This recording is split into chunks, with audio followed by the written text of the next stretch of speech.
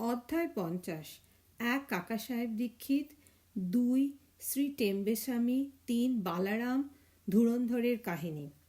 মূল মারাঠি সচ্চরিত্র গ্রন্থের 50তম অধ্যায়টির একই বিষয় বলে এই গ্রন্থে 39তম অধ্যায়ের সঙ্গে একসাথে জোড়া হয়েছে।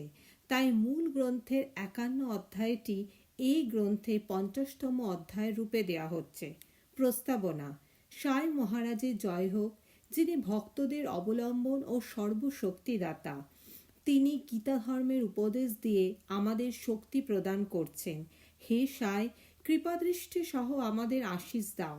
যেমন মলয় পর্বতের চন্দন বৃক্ষ সব তাপ হরণ করে নেয়, অথবা যেভাবে মেঘ জলবৃষ্টি করে লোকেদের শীতলতা ও আনন্দ প্রদান করে, বা যেমন বসন্তে ফোটা ফুল ঈশ্বরের পুজোর কাজে লাগে, সেই রকমই শ্রী সাই বাবার লীলা কাহিনীগুলি পাঠক ও শ্রোতাদের ধৈর্য ও সান্ত্বনা প্রদান করে। যারা এই লীলাগান করে বা শোনে তারা দুজনেই ধন্য, কারণ বলায় মুখ ও শোনায় কান পবিত্র হয়ে যায়। এটা তো সবাই স্বীকার করবে যে শত রকমের সাধনা করা সত্ত্বেও সদ্গুরুর কৃপা না হলে আমরা আমাদের আধ্যাত্মিক লক্ষ্যে পৌঁছাতে পারবো না। এই সম্বন্ধে নিম্নলিখিত ঘটনাটি শুনুন।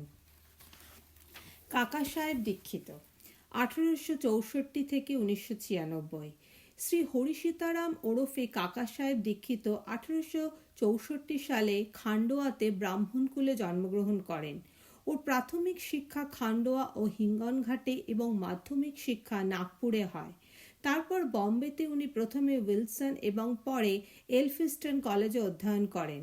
1883 সালে স্নাতক ডিগ্রি নিয়ে এলএলবি ও সলিসিটরের পরীক্ষায় পাশ করে সরকারি solicitor farm messrs little and কোম্পানিতে কাজ করতে শুরু করেন। কিছুদিন পর উনি নিজের একটা সলিসিটর ফার্ম খোলেন। 1909 সালের আগে বাবার কথা উনি কখনো শোনেননি, কিন্তু এরপর উনি খুব শীঘ্রই বাবার পরম ভক্ত হয়ে ওঠেন। লোনাওয়ালায় থাকাকালীন ওর এক পুরনো বন্ধু শ্রী নানা সাহেব চাদরকরের সাথে হঠাৎ দেখা হয়। দুজনে এদিক ওদিক আলোচনায় সময় কাটাতেন। কাকা সাহেব ওকে জানান যে যখন উনি লন্ডনে ছিলেন সেই সময় একবার ট্রেনে চড়তে গিয়ে উনি পা ফসকে পড়ে যায়, তাতে পায়ে খুব আঘাত পায়। ঘটনাটি শুনে নানা সাহেব ওকে বলেন, যদি তুমি এই কষ্ট থেকে মুক্তি পেতে চাও তাহলে আমার সদ্গুরু শ্রী সাই বাবার শরণে যাও। উনি বাবার পুরো ঠিকানা দিয়ে তার কথার পুনরাবৃত্তি করেন। আমি নিজের ভক্তকে 7 সমুদ্রের পার থেকেও এমনভাবে টেনে আনব যেমন সুতোয় বাঁধা পাখিকে টেনে নিজের কাছে আনা যায়। উনি এও স্পষ্ট করে দেন, তুমি যদি বাবার আপনজন না হও তাহলে তোমার তার প্রতি আকর্ষণই জাগবে না এবং তার দর্শনও পাবে না। কাকা সাহেব এই কথা শুনে খুব খুশি হন এবং বলেন যে সিঁড়িতে গিয়ে বাবার কাছে শারীরিক পঙ্গুতার বদলে ওর চঞ্চল মনকে পঙ্গু করে পরমানন্দের প্রাপ্তি করিয়ে দেওয়ার জন্য প্রার্থনা করবেন। কিছুদিন পরেই বম্বে বিধানসভার লেজিসলেটিভ অ্যাসেম্বলি নির্বাচনে ভোট সংক্রান্ত ব্যাপারে কাকা সাহেব দীক্ষিত আহমেদনগর যান এবং প্রত্যেকবারের ন্যায় মিরিকরের বাড়িতে গিয়ে ওঠেন। শ্রী বালা সাহেব মিরিকর কোপর গ্রামের মামলাদার কাকা সাহেব মিরিকরের সুপুত্র। সেই সময় অশ্ব প্রদর্শনী দেখার জন্য আহমেদনগর এসেছিলেন। এদিকে পিতা পুত্র দুজনেই চিন্তা করছিলেন যে কাকা সাহেবের সঙ্গে কাকে শিরডি পাঠানো যেতে পারে, আর ওদিকে বাবা অন্য আর একভাবে ওকে নিজের কাছে আনার ব্যবস্থা করছিলেন। শ্যামার কাছে টেলিগ্রাম আসে যে ওর শাশুড়ির অবস্থা খুব শোচনীয় এবং উনি যেন অবিলম্বে আহমদনগরে আসেন। বাবার কাছে অনুমতি নিয়ে শ্যামা ওখানে গিয়ে নিজের শাশুড়ির সঙ্গে দেখা করেন। প্রদর্শনীতে যাওয়ার সময় নানা সাহেব পানসে ও আপ্পা সাহেব গার্ডদের দৃষ্টি হঠাৎ শ্যামার উপর পড়ে।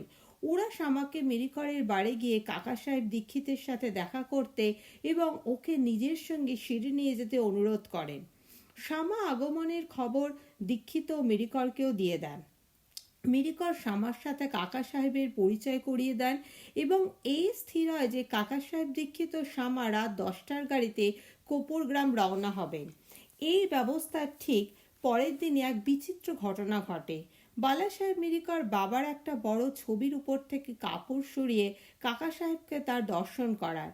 এই দেখে কাকা সাহেব খুব আশ্চর্য হন এবং ভাবেন, যার দর্শনের জন্য আমি শিরডি যাচ্ছি তিনি এই ছবির রূপে আমাকে অভ্যর্থনা জানানোর জন্য এখানেই বিরাজমান। স্তব্ধ উনি বাবার বন্দনা করেন। এই ছবিটি ছিল মেঘার এবং কাঁচ লাগানোর জন্য মিরিকরের কাছে পাঠানো হয়েছিল। কাঁচ লাগিয়ে সেটি কাকা সাহেব দীক্ষিত ও শামার হাতে শিরডি পাঠানোর ব্যবস্থা করা হয়। 10টার আগে স্টেশনে পৌঁছে ওরা দ্বিতীয় শ্রেণীর টিকিট কেনেন। গাড়ি স্টেশনে এসে পৌঁছালে দেখা যায় যে দ্বিতীয় শ্রেণীতে তিল ধারণের স্থান নেই, এত ভিড়। সৌভাগ্যক্রমে গার্ড সাহেব কাকা সাহেবকে চিনতেন এবং উনি এই দুইজনকে প্রথম শ্রেণীর কামরায় বসিয়ে দেন। এইভাবে আরামে যাত্রা করে ওরা কপুরগ্রাম স্টেশনে নামেন। স্টেশনে শিরডিতের জন্য রওনা হতে প্রস্তুত শ্রী নানা সাহেব চাদরকরকে দেখে ওরা অত্যন্ত খুশি হন। শিরডি পৌঁছে মসজিদে গিয়ে ওরা বাবার দর্শন করেন।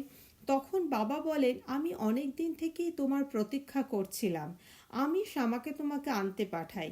এরপর কাকা সাহেব অনেক বছর বাবার সঙ্গে কাটান। উনি শিরডিতে একটা ওয়াড়া, দীক্ষিত ওয়াড়া তৈরি করান, যেটি পায় ওর স্থায়ী বাসস্থান হয়ে দাঁড়িয়েছিল। উনি বাবার কাছে যা অনুভূতি পান সেগুলি এখানে স্থানাভাবে দেয়া হচ্ছে না।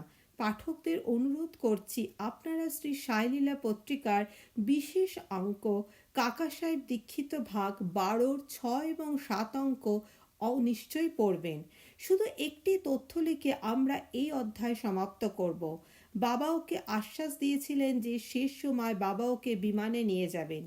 ওই প্রতিশ্রুতির অর্থ বোঝা গেল 5ই জুলাই 1926 সাল কাকা সাহেব হেমাদ পন্থের সঙ্গে ট্রেনে যাত্রা করছিলেন। উনি বাবার ধ্যানে নিমগ্ন ছিলেন। হঠাৎ ওর ঘাটটা হেমাদ পন্থের কাঁধের উপর ঢলে পড়ে। কোনো রকম কষ্ট বা যন্ত্রণা ভোগ না করেই উনি শেষ নিঃশ্বাস ফেলেন।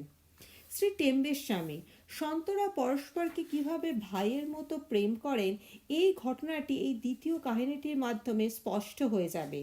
একবার শ্রী বাসুদেবানন্দ সরস্বতী, যিনি শ্রী টেম্বের স্বামী নামে পরিচিত ছিলেন, গোদাবরীর তীরে রাজমহেন্দ্রীতে এসে শিবির গড়লেন। তিনি ভগবান দত্তাত্রেয়ের কর্মকাণ্ডী, জ্ঞানী ও যোগী ভক্ত ছিলেন।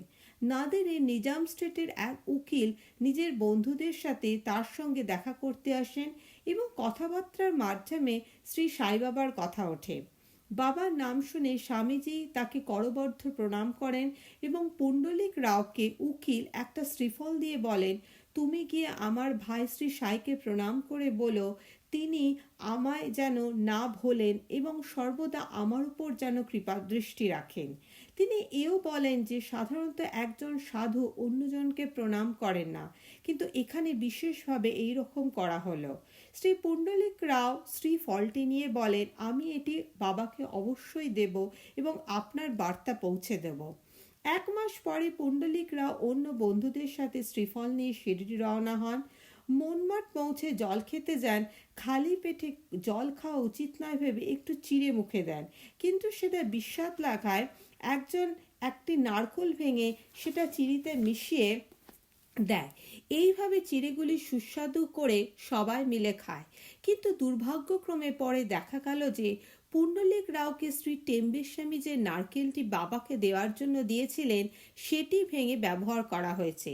শিরডি পৌঁছে ওরা ভয়ে ভয়ে বাবার দর্শন করতে যান। এদিকে বাবা তো স্বামীজির কাছ থেকে নারকেলের বিষয়ে বার্তা পেয়ে গিয়েছিলেন, তাই তিনি প্রথমে পুণ্ডলিক রাওকে বলেন, আমার ভাইয়ের পাঠানো বস্তুটি আনো। উনি বাবার পা ধরে নিজের অপরাধ স্বীকার করেন এবং নিজের ভুলের জন্য ক্ষমা চান। তার পরিবর্তে উনি অন্য নারকেল দিতে চাইলেন, কিন্তু বাবা আপত্তি জানালেন এই বলে, ওই নারকেলটির মূল্য সাধারণ নারকেলের চেয়ে অনেক বেশি এবং তার ক্ষতিপূরণ আরেকটা নারকেল দিয়ে হতে পারে না। তবে আর চিন্তা করার কিছু নেই, আমারই ইচ্ছায় তোমার ওই নারকেলটি দেয়া হয় এবং পরে আমারই ইচ্ছাতে পথে সেটি ভাঙা হয়। তুমি নিজের ঘাড়ে কর্তা ভাব আমি করেছি এই ভাব আনছো কেন? যে কোনো বড় ভালো বা ছোট মন্দ কাজ করার সময় নিজেকে কর্তা না মনে করে অভিমান ও অহংকার থেকে মুক্ত হয়ে কাজটি করলে তোমার দুটো উন্নতি হবে। কত সুন্দর ছিল তার এই আধ্যাত্মিক উপদেশ। শ্রী বালারাম ধুরন্ধর 1878 থেকে 1910। সান্ট্রাকুজ বম্বের শ্রী বালারাম ধুরন্ধর পাথারে প্রভু সম্প্রদায়ের এক সজ্জন ব্যক্তি ছিলেন। উনি বম্বের উচ্চ ন্যায়ালয়ে অ্যাডভোকেট ছিলেন এবং কোনো এক সময় গভর্নমেন্ট ল স্কুলের বম্বের প্রধানাচার্যও ছিলেন। পরিবারের সবাই সাত্ত্বিক এবং ধার্মিক প্রবৃত্তির ছিলেন। উনি একটা বইও লিখেছিলেন।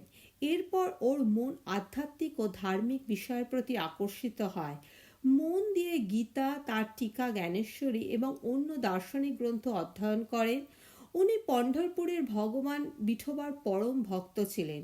1912 সালে উনি শ্রী সাই বাবার দর্শনের সুযোগ পান। 6 মাস আগে ওর ভাই বাবুলজি ও বামনরাও শিরডি এসে বাবার দর্শন করেছিলেন এবং বাড়ি ফিরে নিজেদের মধুর অনুভূতি শ্রী বালারাম ও পরিবারের অন্যান্য সদস্যদের শুনিয়েছিলেন। তখন সবাই মিলে শিরডি গিয়ে বাবার দর্শন করা স্থির করেন। এইদিকে শিরডিতে ওদের পৌঁছবার আগেই বাবা সবার সামনেই বলেন, আজ আমার দরবারে কয়েকটি লোক আসছে। পরে বাবার এই সুস্পষ্ট উক্তির কথা অন্যদের কাছে শুনে ধুরন্ধর পরিবার মহান আশ্চর্যিত হন। ওরা নিজেদের শিরডি যাত্রার খবর কাউকে দেননি। সবাই এসে বাবাকে প্রণাম করেন। কথাবার্তা শুরু হয়। বাবা উপস্থিত লোকেদের বলেন, এরাই আমার দরবারের সেই লোক যাদের বিষয় আমি তোমাদের আগে বলেছিলাম। তারপর ধুরন্ধর ভাইদের লক্ষ্য করে বলেন, আমার সাথে তোমাদের পরিচয় 60 জন্ম পুরনো।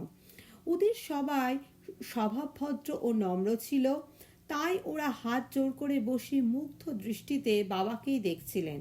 ওদের মধ্যে সব প্রকারের সাত্ত্বিক ভাব, যেমন অশ্রুপাত, রোমাঞ্চ, কণ্ঠরুদ্ধ হওয়া ইত্যাদি দেখা যায়। সবাই খুবই আনন্দিত হন। এরপর ওরা খাবার খেতে যান। খানিকক্ষণ বিশ্রাম করার পর আবার মসজিদে এসে বাবার পা টিপতে শুরু করলেন। এই সময় বাবা ছিলিম কলকে পান করছিলেন। তিনি বালা সাহেবকে ছিলিমটি দিয়ে একটা টান দিতেও বলেন।